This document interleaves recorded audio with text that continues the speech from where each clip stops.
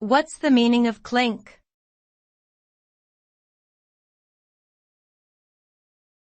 Clink.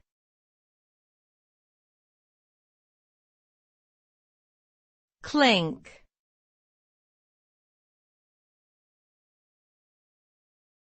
Clink.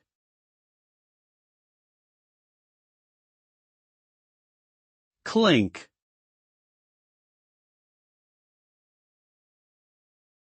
The word clink can have a few different meanings depending on the context.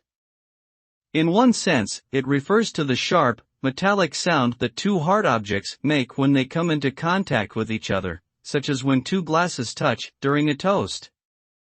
In another sense, clink can refer to a prison or jail, particularly one that is notorious for its harsh conditions. Finally, clink can also be used as a verb meaning to make such a sound or to put someone in prison.